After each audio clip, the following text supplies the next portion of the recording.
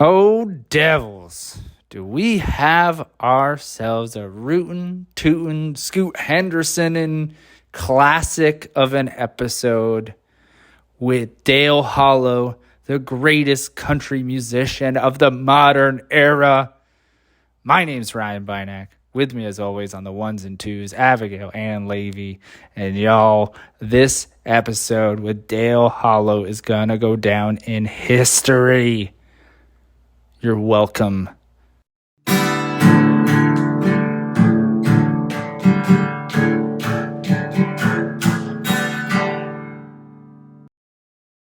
There we go. How's it going? Dale, how are you? I'm doing all right.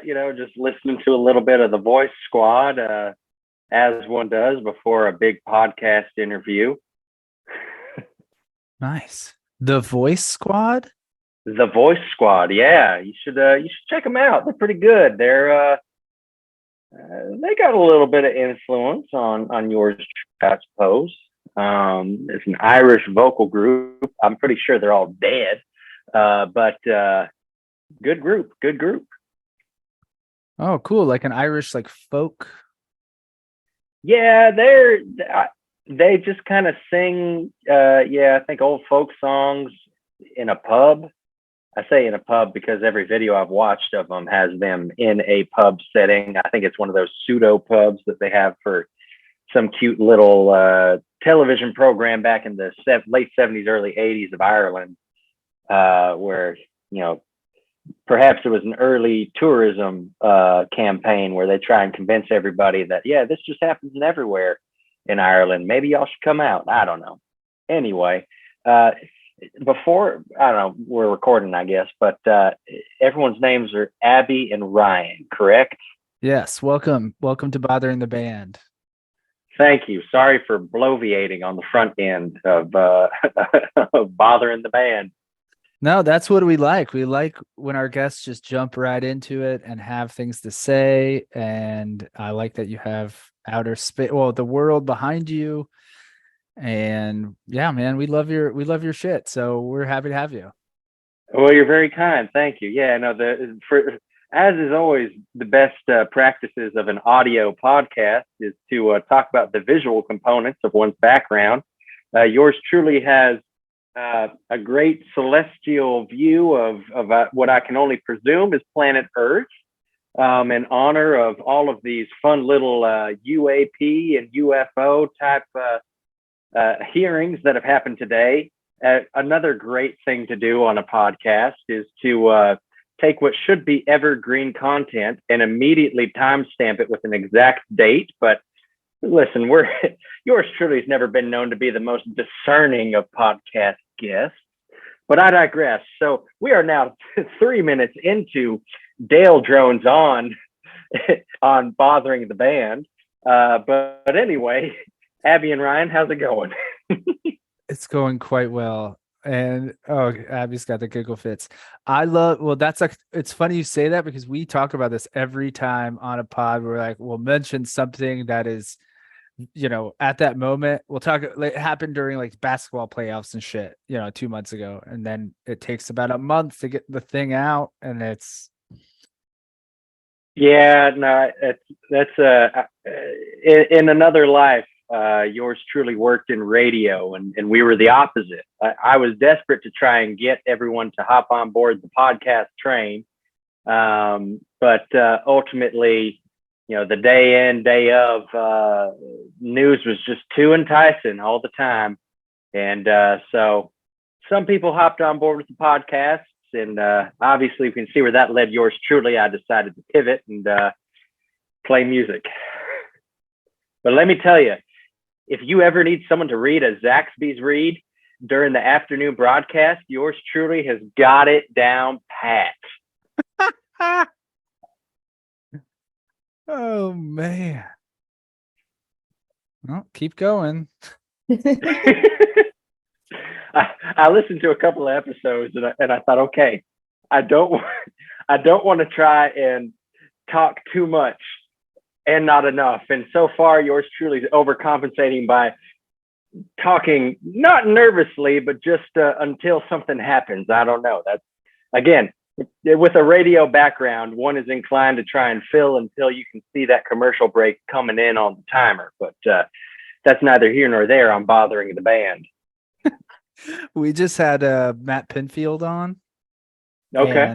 And, radio guy. And we just literally the dialogue I had in my head was shut the fuck up and let him go. Well, and I'm going to have that today with you as well. I thought you were about to say the other way around. It's like, shut up. It's my podcast. Let me lead the show. Well, let me tell you, I will defer to you, Ryan, at any point. Feel free to tell me to shut up, as some have come to know, and I can talk till I turn blue and the cows come home. But nevertheless, we're here till the blue cows come home. That's right, something like that. I have a question for both of you because I'm a victim of my own just reading headlines and moving right on. What's going on with the UFOs? Can either of you tell me? Did you read the actual articles or just do what I did? And do I want to defer to you? You seem to be the most sensible. No, I'm just going to say they're real and then let you carry on. Listen, I have always been of the school of thought that the universe et al is far too big for any of us to claim that we're the only ones here. Now, granted, the only real tangible information that yours truly has been able to finagle out of these hearings is from Twitter, soon to be X. And if you're listening now, it's either already X or it's about to become X. I don't know. And TikTok, which we all know the hullabaloo about, who's in charge of that. But I did see that there was, unfortunately, I believe it was a congressman from Tennessee who was asking some of the questions. Let me tell you, that's already, you're headed down a sordid path if that's who's leading the way on asking the most intense questions about where these aliens are coming from. Them and Matt Gaetz, and then a couple others.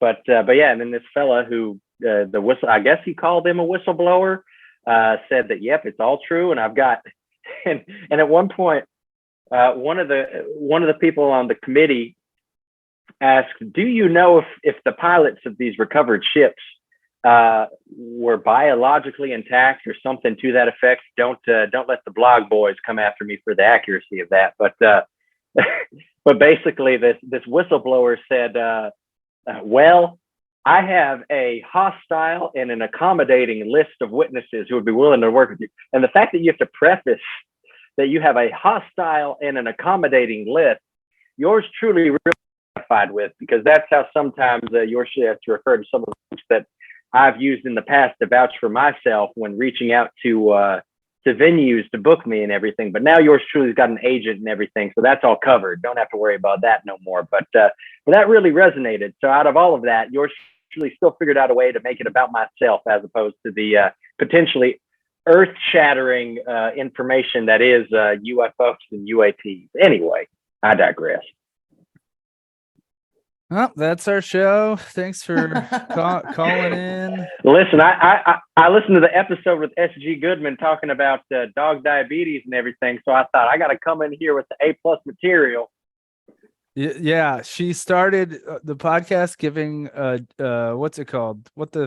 Insulin. Insulin. There you go. To her dog. So someone's got to top it. Someone's got to come on and like kill a dog or something like that.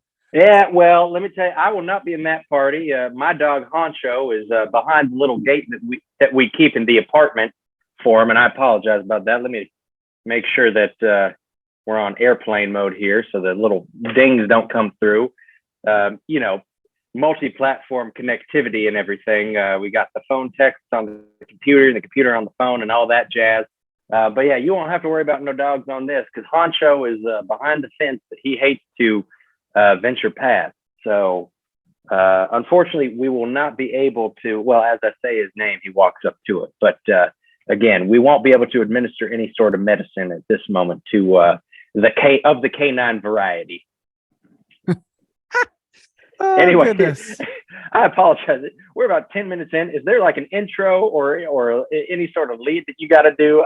I am so sorry. This is it. We're in. I couldn't think of a better There we go. way to begin. But we'll let's get to some questions. How's that? And Let's do it. You can go Yeah. You can go nuts with these questions. So yeah, we shall see, I suppose.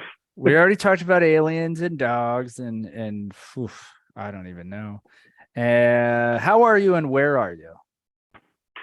Well, I'm doing about as well as I can, and probably better than I deserve. And there it goes again. I am so sorry. I'm just gonna. It's on airplane mode. Turn the Wi-Fi off. There we go. Are you hearing it, Abby? I don't hear it. I don't hear it. Well, there we go. See, like I said, my background's in radio, not podcast, so we're a little bit behind on the times in terms of technology. Probably could have just avoided that like a true professional, but. Then again, yours truly is no Luke Knoll or Fred Armisen here. We're working our way up there.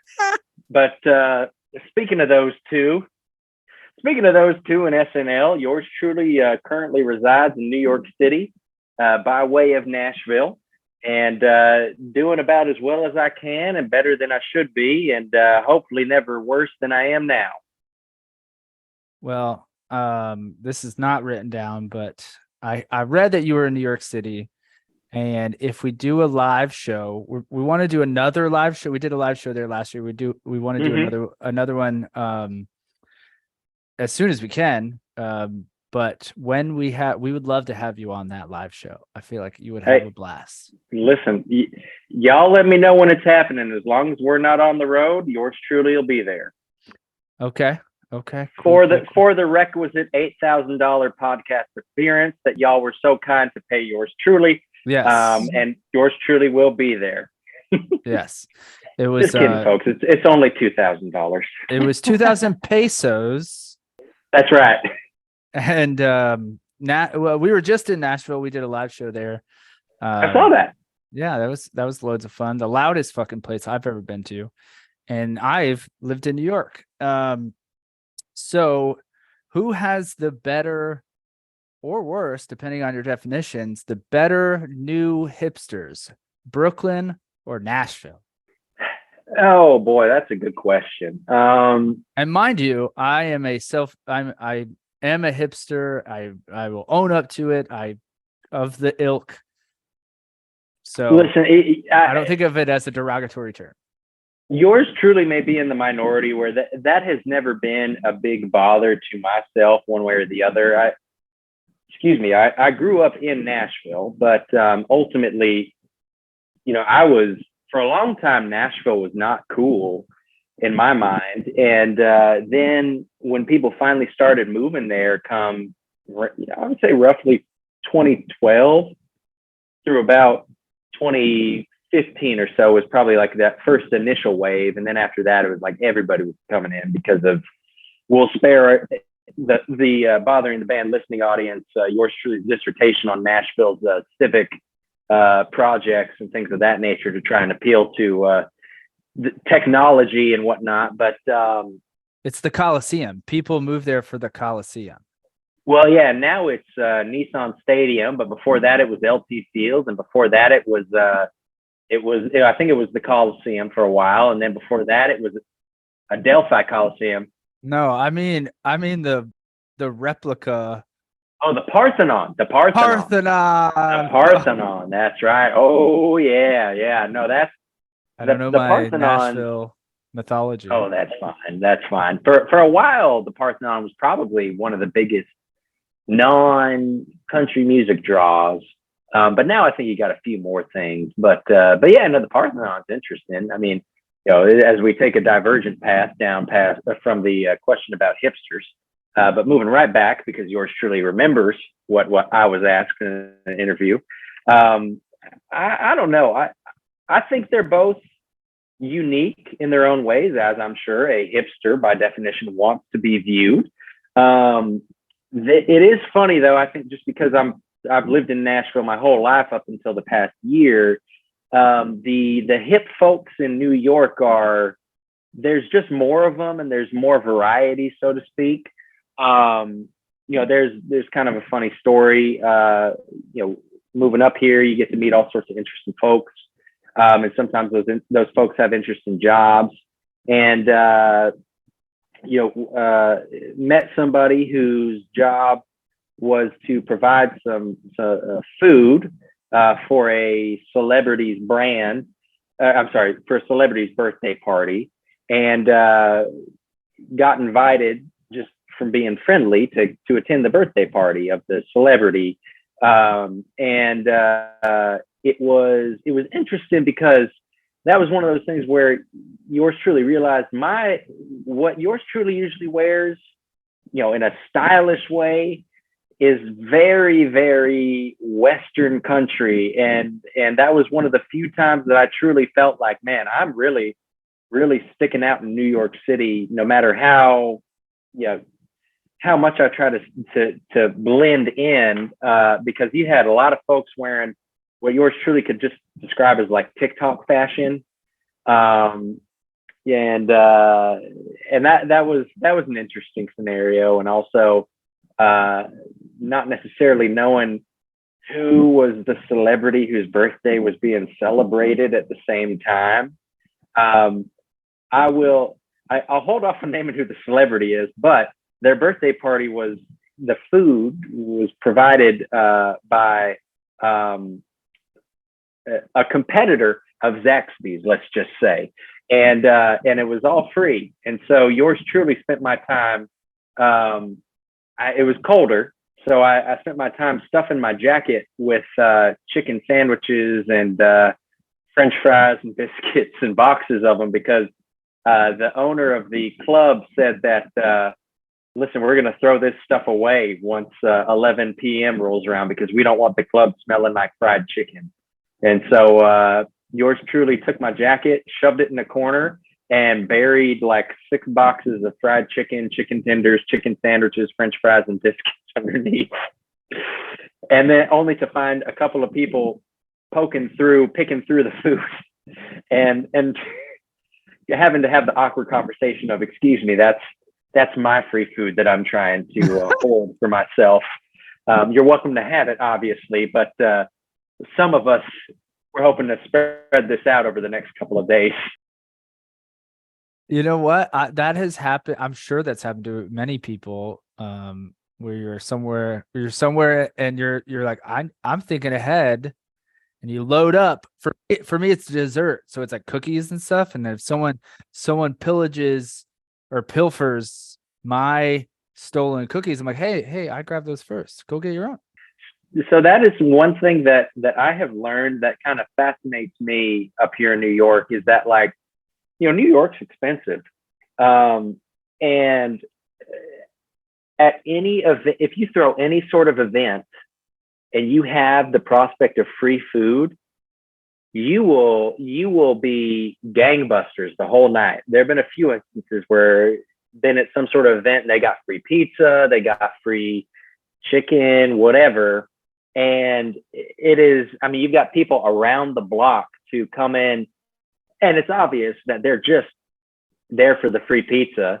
And they'll kind of commiserate, mill about here and there, but ultimately they'll come back and they'll, grab 2 or 3 more slices of pizza, and they'll say, oh gosh, I'm out in Inwood, or I'm out, I'm out in Queens, so I got an hour and a half long train ride. So I'm just going to take some of this, and say, hey, you don't need to explain it to me, but that has been one of yours truly's discoveries, is that free food really, really sets you apart in terms of an A+ or an A- in terms of events. So yours truly is not above considering having free food available for our release show here at the end of September. If we're trying to, if that's the difference between a sellout show or not. Once again, dating the podcast episode. God forbid it comes out in like October. Then everyone will know if it was a success or not, and then they won't be able to do it. They won't be able to decide whether it's success on the merit of the new record and myself and the band, or just the fact that yours truly paid for the 5 pizzas or something like that. Or if you don't end up doing it, people, and this comes out before, and people listen, they're like, I'm gonna go. Where's your show at? In Mercury Lounge or something like that? Mercury Lounge. Yeah. So a great venue. I've been there many times, and they're gonna go and be like, "Oh man, where's the chicken fingers and the popcorn Right. shrimp?" Yeah. We're figuring it out. Yeah, here at Hollowhead HQ, we've got our greatest mind on the case. Okay, so for those listening who don't know and may want to come enjoy whatever feasts you have, tell them what kind of music. Tell them what kind of music, in your words, that they will hear. They will hear, without a doubt, the greatest country music of the modern era. That is by the country music superstar, trademark pending, and known #1 arch nemesis, self-proclaimed, of Luke Bryan, the bane of my existence, and soon to be country music king of New York City, God willing. And the fabulous talents of New York singer-songwriter Olivia Ellen Lloyd as well. Well, Abby, is your face hurt? Mm-hmm. It Face does. hurts from giggles. I don't know about you or in your experience, but I find it hard not to match your draw right now. I find myself wanting to go into a Southern accent, and I'm refraining, and I don't know why. And it comes. Let me one thing. It comes from me when I'm around different friends. I talk differently. So when I'm with my like New York comedian friends, I talk differently than or like punk rockers and stuff like that. When I'm with my like poetry nerds, I talk differently. When I'm with my child, of course, I talk differently. When I'm with my like ghetto friends from Orlando, Florida, it's real, real ghetto. And with you, I don't know why. I just want hey y'all, god damn it. I don't know. I mean, it happens. I mean, it's I won't say it's infectious, but I mean, it's one of those things where It definitely is. I think a Southern accent most of the time is just a little more relaxed in my mind. I mean, I've had the fortune of getting to meet all sorts of wonderful and diverse folks throughout my entire lifetime, but especially moving up to New York. I mean, we made a lot of friends with folks from Ireland, from the UK, from South Africa, and all have very different dialectal emphases and whatnot. Emphasize, I don't know. We're making up words here. Emphasize is it's illness. I was gonna say it's close to emphysema. That's it's multiple emphysemas. Which multiple emphysemas. But boy, God bless you. That's a hard life to live. But we just lost Big Tobacco as a sponsor. I'm sorry, y'all. We lost Nabisco yesterday. Yeah. Oh Lord. Well, we should talk about how important it is to privatize water. That way we'll get y'all Nestle, right? Anyway, this is not a politics podcast, at least to my knowledge. Let's switch gears and just become a politics podcast. Yeah. No political zealot. Dale Hollow. But like only what's his toes from Georgia, the peanut guy. Oh, Jimmy Carter. Jimmy Carter. Yes. Jimmy Carter, 2024. Anyways, the accent. I don't know. I mean, it's one of those things where I think, it's the positive and the negative of a Southern accent is that it always sounds positive. The negative is that you can never really tell sometimes when someone is being negative. That's probably the prosaic way I could possibly explain that. But I could talk to you right now and I could be having the worst time ever, or I could be having the best time ever. And ideally you would never know. Again, for the record, I'm having a great time. Thank you. But yeah, it's because if you really think about it, when someone is vocally angry with a Southern accent, they just sound ridiculous. They get real. They're not like bellowy or anything like that. Like someone up here in the Northeast, like they get a little like bellow within them, and everything carries some weight. But like, if I get upset, I just sound like I'm doing a bad emphatic foghorn leghorn impression or something like that, for all those Looney Tunes heads out there.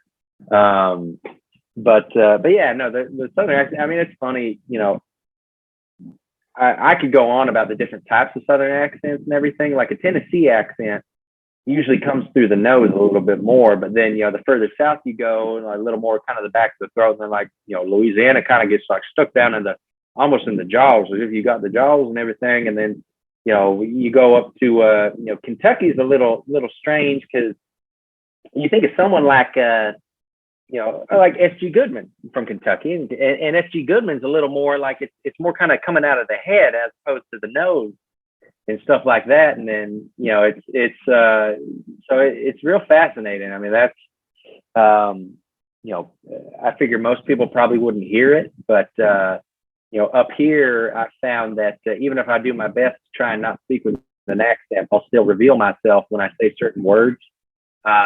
Like, if you talk to a British person and you ask them to talk about what, like a can of Coke is comprised of, what material, what alloy is that, and if they say tin, it's like, okay, you nerd, like what's the word I'm looking for? And they say aluminium. Yeah, but they're throwing in like extra like I know multiple. Well, and so that's the thing is like, this past weekend, again, I'm going to date the podcast, the blessing of the curse of this episode, but this past weekend was Barbenheimer weekend, and the place that you go to see those films is a theater.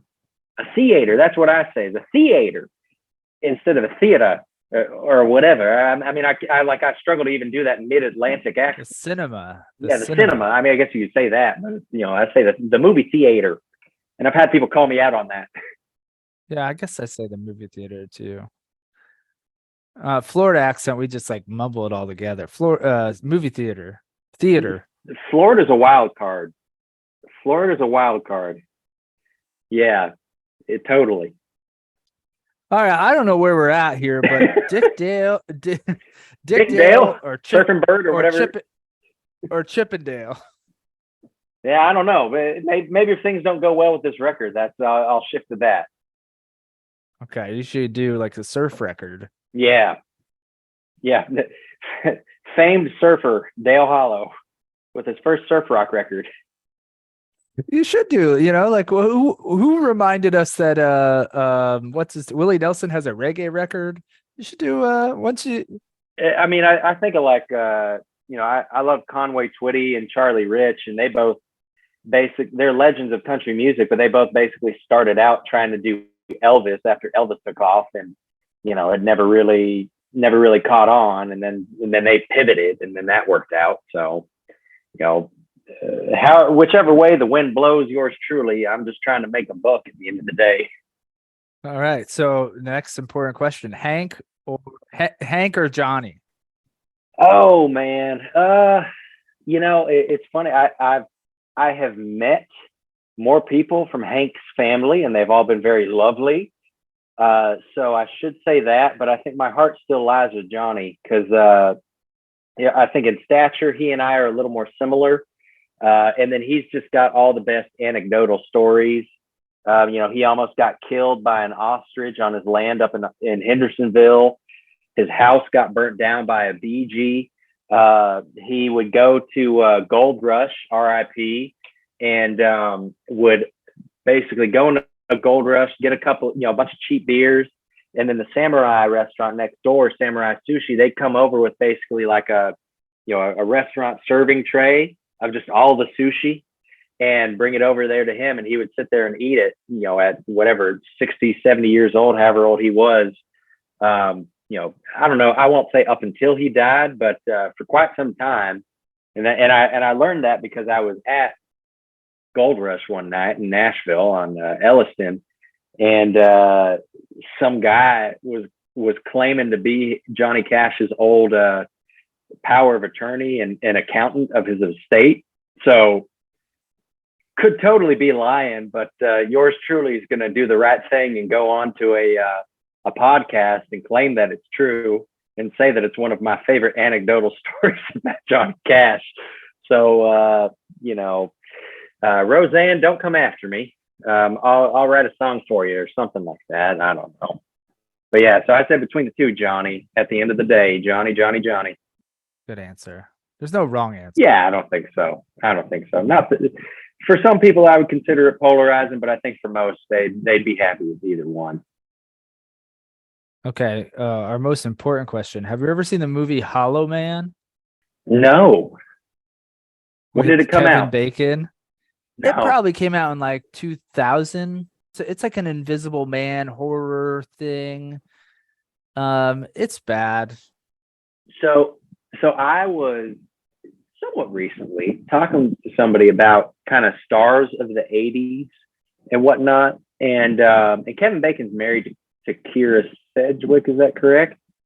So I was, long story short, I was talking about that show on TNT that Kira Sedgwick was on. Then we got to talking about stars in the 80s.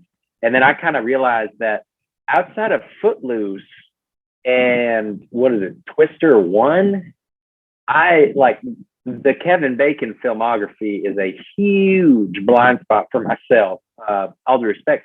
And he lives up here somewhere. And I know he plays a version of country music because he came into the radio station that yours truly worked at back in the day, on a day that yours truly was not working. And he was and he came on and sang a couple songs. I want to say his band is like Kevin Bacon and the Sharks or something like that. Don't hold me to that, but yeah, I know he's got like a little band that he plays in. And he was also in some bicycle movie. Is that right? I gotta pause you right there because I know, Abby, what do you want to say right now? Absolutely nothing. I'm loving this. His band is called the Bacon Brothers, though. I thought you were gonna say something else. What's the name of the Kira Sedgwick show that you undoubtedly love? The Closer. The Closer. That's right. Yeah. Yeah. That was in the era of like the mid to late aughts where every show was like The Mentalist, The Closer, The Big Bang. And it was yeah. It was all like, well, the first two are all like hour-long procedural dramas. Yep. You know. Yeah, I remember I'd be watching, a basketball game on TNT, and those would always be all of the ad breaks. Is like, at the free throw line, Tony Parker, and after the first shot, you've got Marv Albert or oh gosh, what was his name? Mike Fratello doing the ad read of and tomorrow This night, season on the Closer. Kira Sedgwick finds out who murdered the people or whatever. I don't know if that was more of like a courtroom drama or what, but yeah, no, I remember those vividly. And that's one of those weird things that stuck in my mind where like I retained that information, but couldn't figure out discrete math. Yeah, Abby and I talk about this a lot. Fun fact though, I saw Kevin Bacon and Kira Sedgwick in a movie theater on the Upper East Side of New York. Together. Yeah, they sat pretty close.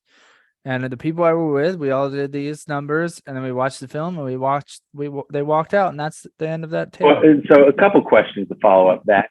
They sat pretty close to each other. They didn't sit next to each other, or pretty close. No, I'm sorry, close to my okay. Yeah. Okay. I was going to say, we might have ourselves some Dubois material here, however many years after the fact. But also, you're forgetting the best Kevin Bacon movie of all time is Tremors. Tremors, that's what it is. Was he in Twister too, though? He wasn't in Twister. No? Okay. That's what I'm forgetting. Yeah, no. Yes, yeah. Tremors, that's right. Yeah, Tremors is fantastic. He was in a movie called Stir of Echoes. He was in Mystic River. I remember Mystic River. Sleepers. He was in, hence the name 6 Degrees of Kevin Bacon. He's been in a lot of films. Oh, yeah. Does he qualify as a child actor? I know he was I don't like know, a a teen teenager. heart, like a 80s teen. Yeah, yeah, Teen Heartthrob or whatever. I think I listened to him on some, one of those other lesser podcasts where Yeah. they ask those celebrities about their career and their story, their backstory for the 20th time. Um, but I remember he seemed relatively young, but either way, I don't know. Now he's doing commercials with his daughter for cars. Yeah. Yeah, you're right. And he's still a hunk though. He's still a Yeah, hunky he looks hunk. good. He looks good. You guys forgot A Few Good Men. Oh, a That's few right. good Yeah, yeah. men. Devils. Okay. Have we made it? Have we made it into any of the questions? We've hit a few. I'm gonna skip one and come back to it. And so how old are you, first of all? Yours truly is 21 years old. Wink, wink, nudge, nudge. All right.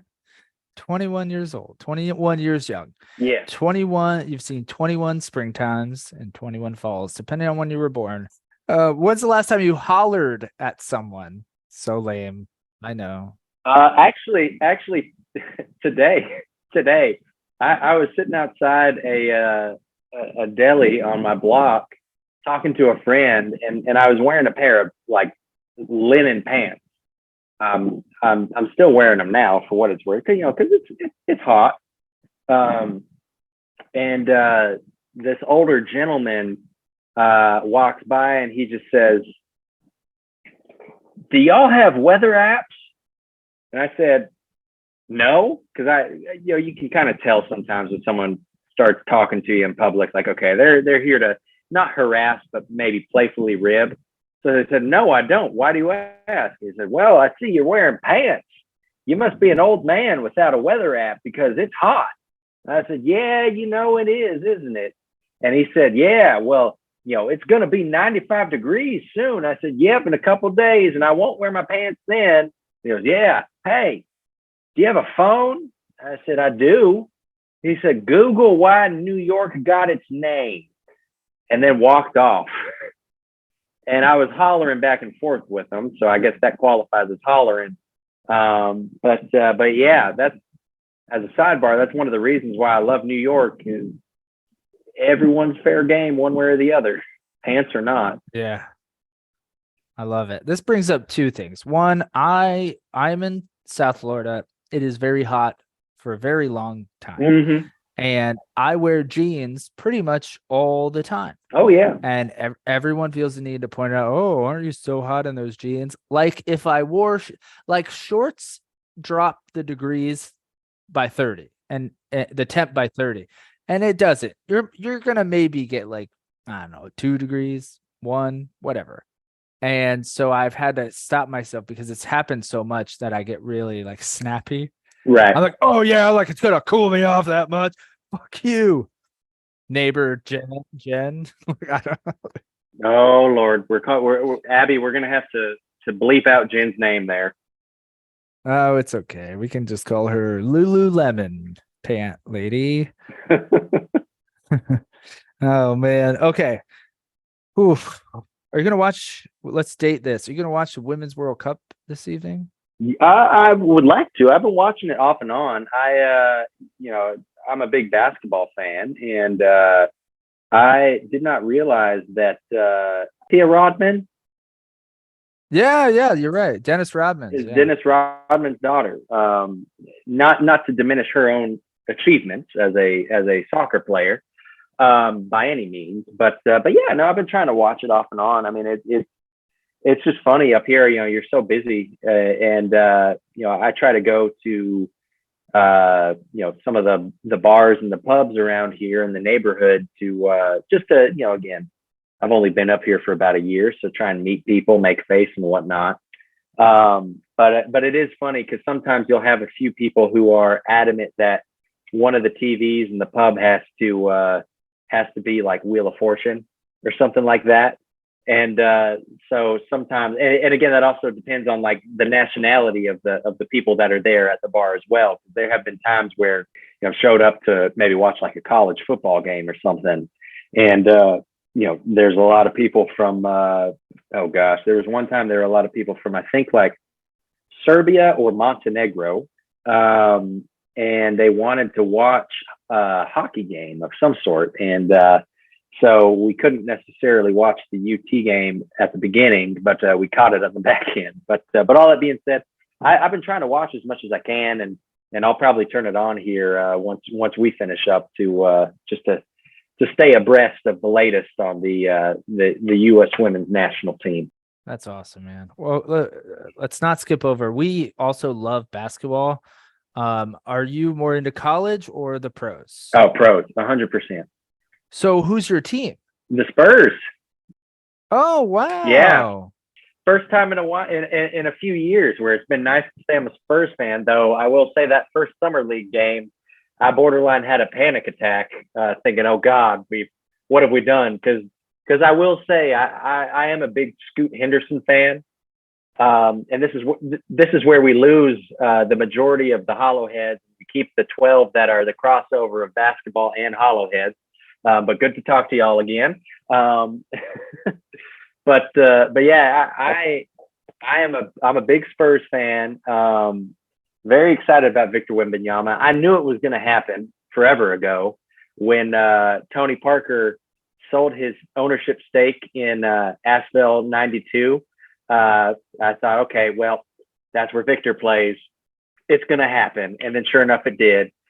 For a long time, yours truly was a big proponent of the NBA is not rigged, but now I absolutely believe it is, and I think it's for the betterment of the game. Yeah, no, I'm very excited. I'm big Spurs fan. Big Spurs fan. A little worried about how good Asar and Amen Thompson looked in summer league. Mostly Amen, I think, is the one on the Pistons, right?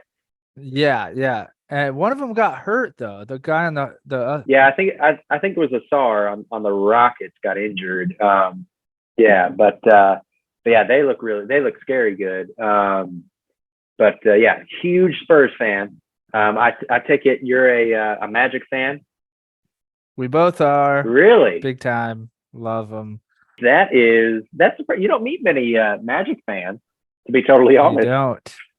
Well, we know a lot of them because we Fair. comprise South all Florida. 32 Yep. of them. Yep. Well, Abby's in Central Florida. We grew up in Central Florida. And we were of the perfect age when Shaq and Penny blew up. And sure, we wanted to root, at least for myself, I always wanted to root against whatever my folks rooted against. Sure. But yeah, the Magic are back to being super exciting. Whether record or not is good or not, it's just similar with the Spurs. The possibility drives the excitement. And yeah, I think that's what we're jazzed about. Get it? Boot jazz. I feel like the Magic are like the number one team that, not to steal what's his face, a Bill Simmons quote or whatever descriptor, but always in the top 5 of everyone's best NBA League Pass teams. It's like we'll never watch a national broadcast of them. I mean, again, NBA is notorious. They don't really get a lot of for never having the national broadcast. Yeah. Spurs didn't have a national broadcast last year, but yeah, they're always scary good, sneaky good. Like they might sneak into that play-in spot. But y'all will be, Paolo's good. Franz is good. You got rid of Bol, so I think you're better off for that. But we loved him. He was a fan favorite. Yeah, he. I mean, who doesn't get excited about a 7'4" player that plays like a guard? I mean, you're talking to a Spurs fan right here. But I just think I think Bol ultimately needed to be somewhere where there were some older, more veteran players around him to kind of not whip him into shape, but at least keep him in check. Because when your father is minute, you probably come in thinking, listen, I'm one of the greatest. I'm the son of one of the greatest what ifs in NBA history. So I'm what if squared. I don't know. Man, we could talk basketball all day long, and it seems like you know your shit, which I appreciate so much. And oh man, remind me when this is done. You said you're trying to make some friends in New York. I'm gonna connect you with some people, maybe another podcast. Um, Shout out to my friend Eric, who has a podcast called Talking Schmidt. He'll like that I say this now, but you should. He's in Brooklyn too, or at least they record. So we'll keep the connections going. Yeah, please do. There are some super stupid questions I want to get to. Okay, let's do them. Yeah. Before the end of this thing. So one is, do you think God? God damn it! Do you think God's dick? It is one of us. Yes. Do you think God's dick has a halo around it? I'll be honest. I think God is a woman, so I think that question is probably null and void from my perspective. Man, you're firing on all cylinders. Bravo, dude. Thank you. Good fucking answer. Moving on. Do you own a pocket watch? You know what's funny? I do, and Is it engraved? It is. It's from my sister, and she'll hate that I've mentioned her in the public forum, but it was a very, very sweet gift. She's a big listener. That she got. Yeah. She had it inscribed with a line from a Conway Twitty song, and it is. I really cherish it as a gift. You can use it as a prop on stage, and I said this is too nice of a gift for me to try and risk losing it on stage or anything like that. So I do have a pocket watch, believe it or not. Oh man, that's amazing. I can't wait till one day it's in the Country Music Hall of Fame and it's like a Conway Twitty thing, but it says like belong to Dale. Right. Yeah. Never worn on stage, kept in box for fear of breaking and having to suffer the ire of sister. Yeah, I was gonna say don't mention sister. Right. That's really small there. Okay, so you have a pocket watch. Have you ever worn a watch that doesn't work, but you still wear it because it looks nice? I have. I think it was like a Fossil watch, and it was a good looking watch, and it had a little, a good everyday wear watch. Since I've come up to New York, I think my TikTok algorithms picked up whatever watch culture is up here, and so I get like these random ones where they talk about Cartier tanks, and these guys walk into the Diamond District with like 6 watches, and they just like very abrasively say $130,000, and they say no, 120, and then they sell it for $124,000 or something. I think, man, that would be great.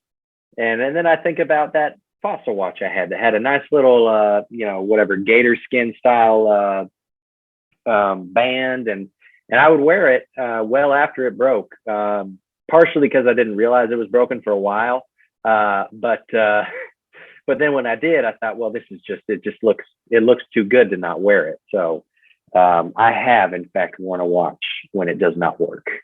It's right twice a day, though. True. Have you ever worn a watch on the with the face on the inside of your wrist? I have many times, because sometimes. Man, you son of a bitch. I know. I've worn this Apple Watch. Very cool, very swag, right? I like country music of it. I know, right? Yeah, I like to track my steps, but especially moving up here. But yeah, no. When we have, when we've opened up for other artists on tour, sometimes it's a little more. You don't want to upset anybody. You don't want to pull an Eric Church and get kicked off the Rascal Flatts tour, and so I will turn the watch inside so I can see. And I'll just set a timer for as soon as I start walking out to the microphone, and make sure that I know that we're within our 45-minute or our 50-minute or 55-minute time frame, so as not to upset the big bosses on the tour circuit. So I have cats. Yeah, many a time. Yeah. The big wigs. Big wigs, the fat cats. Oh man, well that covers the watch segment of this. Okay, how we're gonna do this? Do you follow us on Instagram? I do, because I knew this question was coming, because I listened to the episode with Luke Knoll, and I think he was lying when he said he does follow y'all. And as I was walking back to my apartment, I thought, I gotta follow him, before the podcast so I don't get caught red-handed or lying.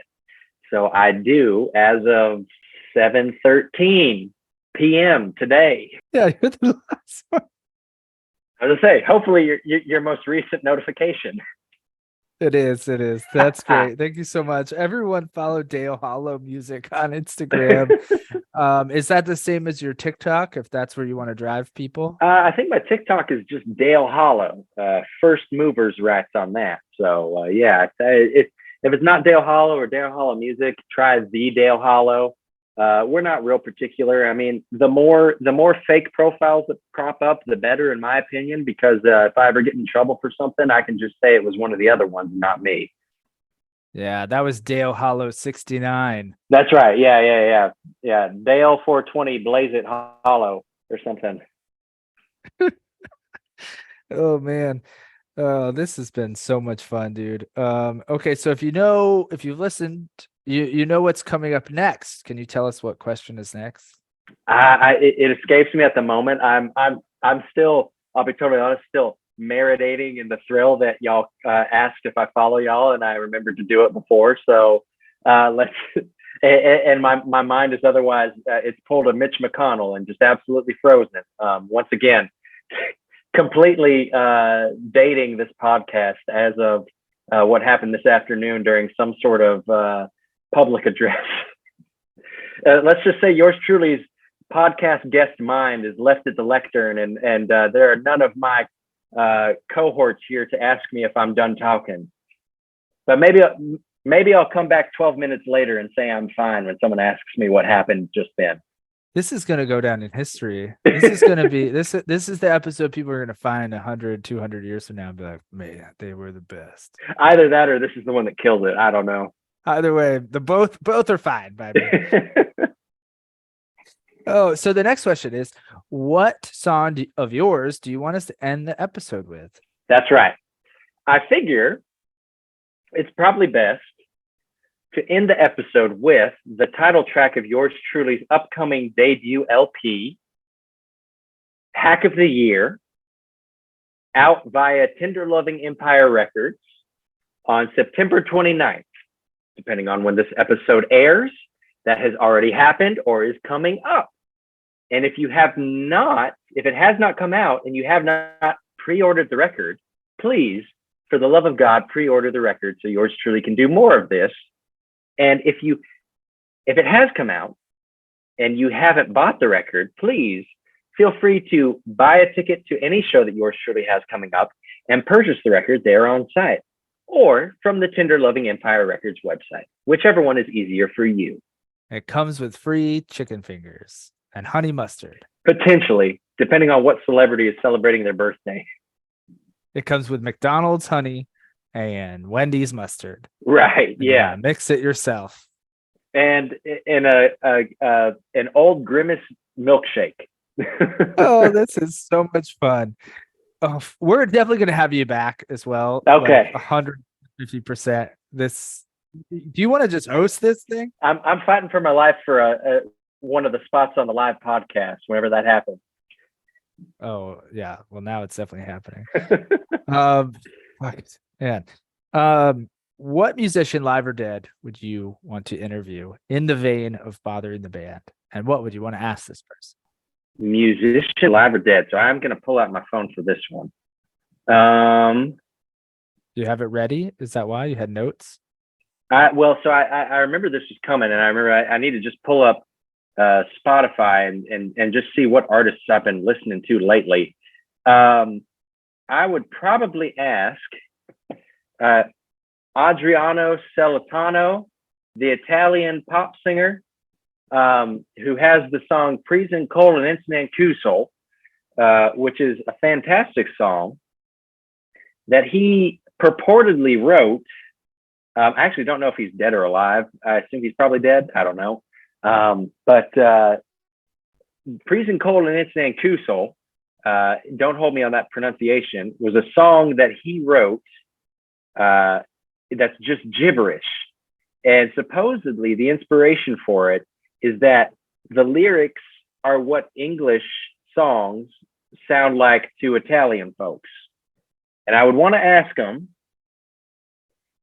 if he would want to co-write an English song that sounds like what Italian sounds like to English speakers, because I feel like there's a lot of money there, but at the same time, it's got some fantastic video accompaniment. He did some sort of television program where he is inexplicably a professor or a teacher, speaking to a class of all what looks to be young women, and everyone's overly enthusiastic, and he is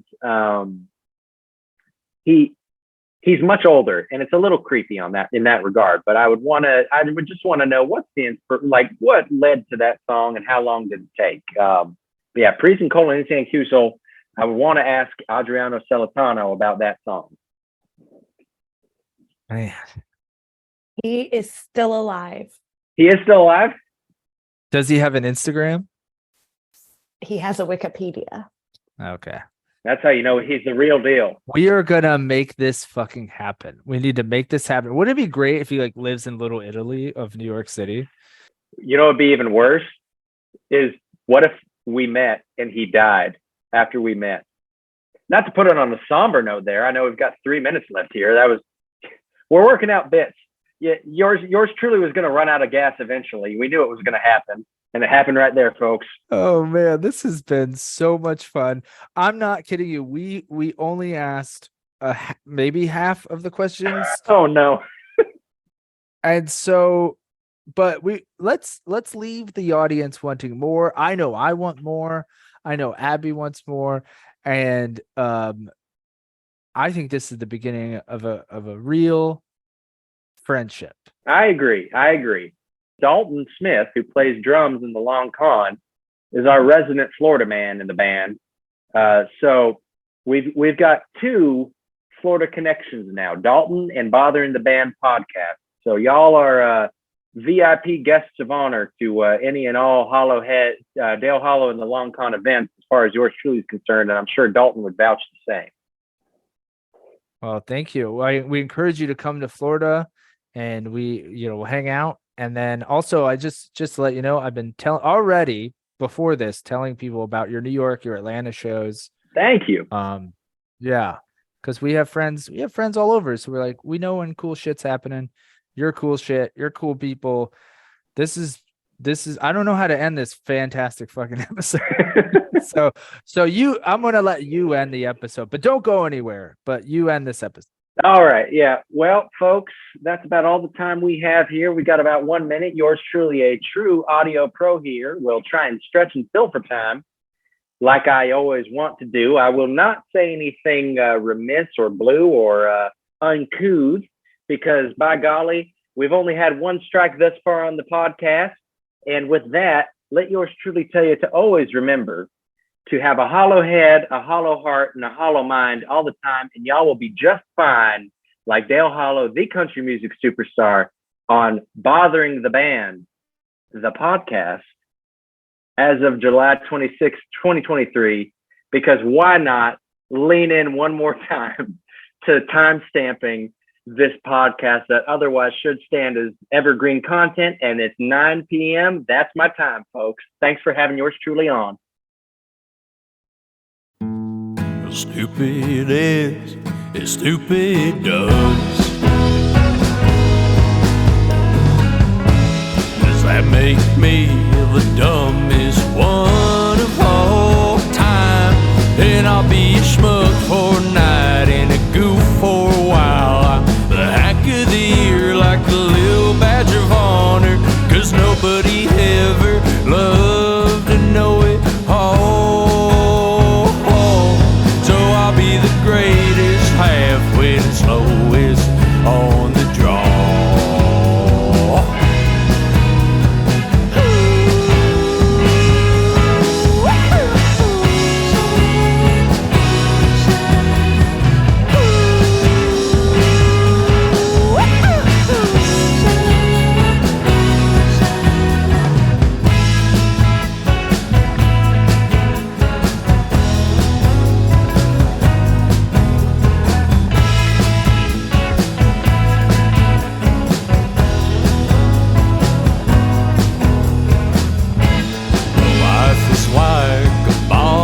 chocolate.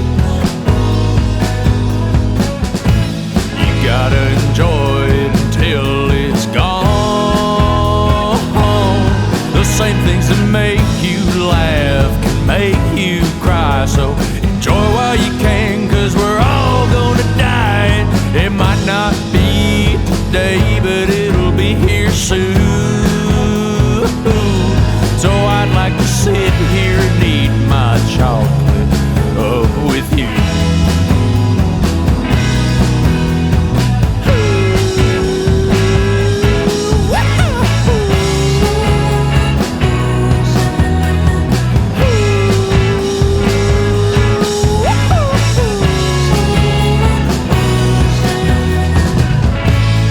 Dale, it's Terry. Listen, big news.